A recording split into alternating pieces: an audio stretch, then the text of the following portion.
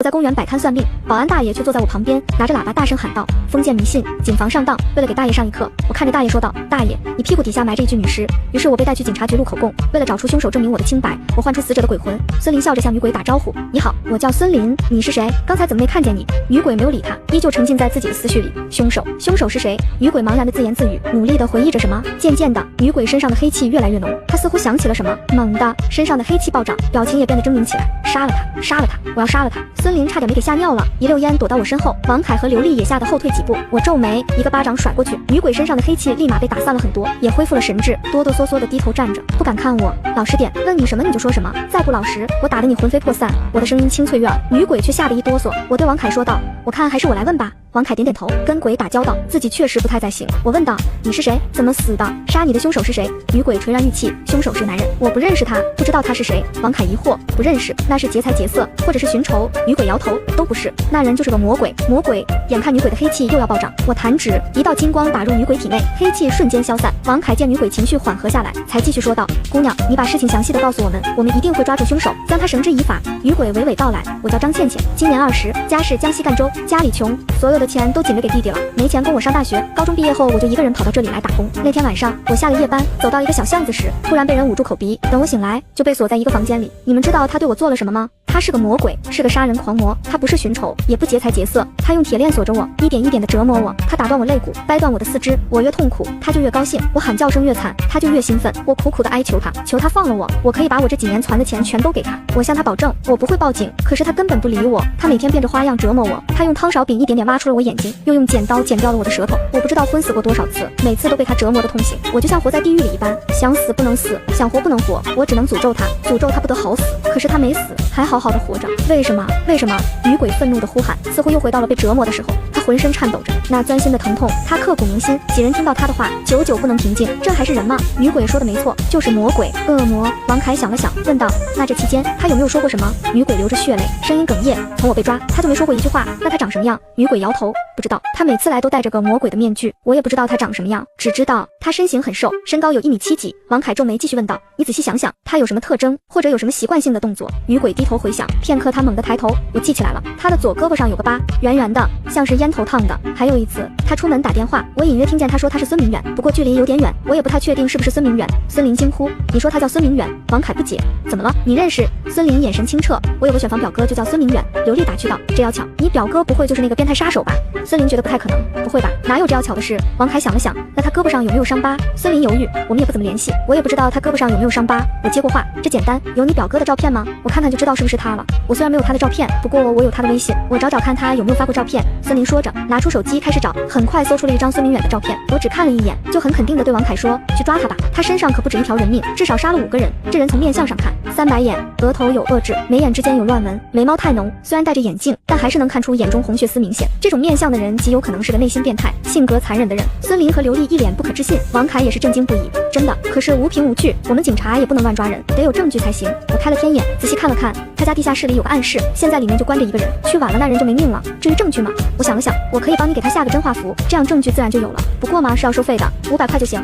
好，给钱。王凯无奈招呼孙林给钱，孙林不乐意了，委屈巴巴道：为什么是我给钱？我第1天上班，工资都没发过。王凯理所当然地说：他是你表哥，自然是你给钱。刘丽也跟着点头，王队说的没错，是这么个理。孙林嘴角直抽抽，后悔的想扇自己一个大嘴巴子，干嘛要说是自己表哥？说网上见过不就行了？孙林愁眉苦脸，心不甘情不愿地掏出兜里仅有的500块钱，双手紧紧攥着，这是今天刚从老爸那片来的，还没捂热乎就没了。话说回来，怎么这要巧？大师怎么知道他身上刚好就有500块钱的？大师，你是不是算准了我身上有500块钱？孙林嘴撅得老高，那是自然，多了你也没用。我笑眯眯的拿钱，一拽没拽动，又一使劲，还是不行。我笑着说道：我不会让你吃亏的。另外，我再一人给你一张平安符，贴身带着可保平安顺遂，鬼邪不侵。500块钱4张符，已经是友情价了，你要不要？不要可就算了。说着就要收回手，要，我要。孙林立马把钱塞我手里，双手捧到我眼前，一脸热切。符，平安符。我拿出3张平安符给他，又看向女鬼：你吗？就先跟我走吧，等你的案子结了，我再送你投胎。女鬼原本满腔恨意，怨念不消，徘徊在世间无法入轮回门，现在有人能帮他报仇，自然也没什么留恋的。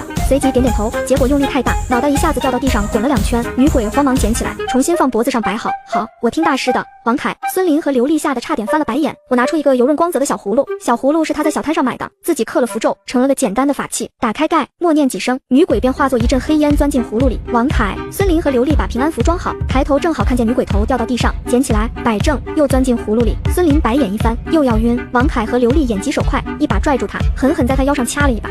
孙林看着那3道不善的眼神，硬生生憋住嘴，委屈的眼泪汪汪。随后3人齐刷刷地盯着我手里的葫芦，心里的震惊已经无法用言语表达，场面太震撼了，跟看电影一样，这辈子不想再看第2次。原本打算睡宾馆的我，在王凯的帮助下找到了原主的住址，对于连自己家在哪都不知道，王凯他们很是怀疑，被我用受伤示意糊弄过去了。王凯3人回了警局，领导的办公室亮着灯，王凯敲门进去，把今天的事情说了一遍。周局一听就乐了，王凯从进警队就一直是自己带着，这么多年了，他的脾气自己还是很了解的。什么时候信过这个？你小子什么时候也信这个了？今天刚信的，见周局不信。王凯又详细说了一遍，还把自己的想法说了说。周局沉默，这说的跟鬼片似的，谁会相信？想了想，开口道：好，就照你说的，如果苏小姐真的能让他说真话，你立刻拿着搜查令，务必将人救出来。王凯领了命令，火速带着人去孙明远家。想了想，又去叫上了我。我根据王凯给的地址找到原主的家，是个老小区，楼顶带阁楼，还有个大露台，装修得很温馨。洗漱好，刚准备睡觉的我被王凯火急火燎地叫走了。孙明远家住在城郊的别墅区，是独栋别墅。此时穿着睡衣的孙明远看着门口的一群人，神色有些不悦，尤其是看到自己那个二愣子表弟，脸上更是写满了嫌弃。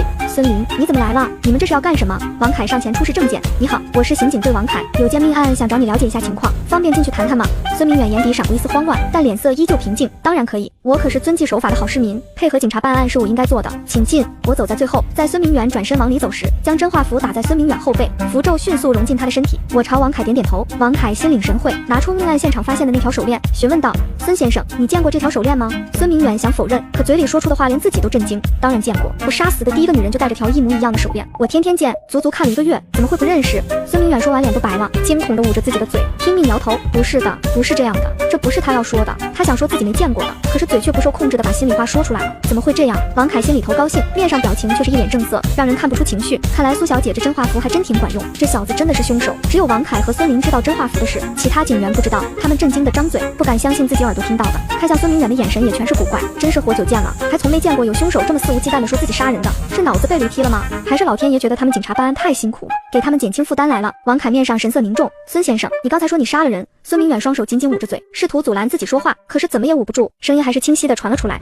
对呀，我是杀了人，还不止杀了一个，我想要写出更多的好书，我要出名，可是我做不到，因为我的灵感枯竭，我已经写不出好作品了。直到有一天，我亲眼看见一个人撞死在我面前，他的血甚至都溅到我脸上，我居然一点都不害怕，那惊心动魄的刺激带给了我无穷的创作灵感，我写的书一夜爆红。孙明远越说越惊恐，脑海里疯狂地喊叫，不能说，不能说，快停下来，停下来，内心更是绝望至极。他不该说这些话，他也不想说这些话，他想说自己没有杀人，想把自己摘干净，然后假模假样的装个好市民的。可是事情为什么会变成这样？他为什么会控制不住自己，一个劲的把心底里的秘密往外吐露？孙明远捂着嘴，紧咬着牙关，不想说话，可嘴就好像不是自己的一样，依旧疯狂的输出。我知道我的书该怎么写了，于是我专门找外地人下手，他们在本地没亲没友，出了事也不会有人发现。我把他们迷晕，锁到地下室里，绑住手脚，我慢慢的折磨他们，挖眼睛，割舌头，断手断脚，我用电锯把他们割成一块一块，所有能折磨他们的办法我都用过了。为此我还发明了10几种刑具，鲜血溅满了整个房间，他们越痛苦我就兴奋。你们知道血溅到身上是什么感觉吗？温温热热的，那种感觉太美妙了，竟然让我觉得热血沸腾。从那以后我文如泉涌，写出的书也是本本大火，甚至卖到了海外，那些老外就喜欢看这种书，我名利双收，所有人见到我都要尊称一声老师。你们说我是不是很厉害？哦，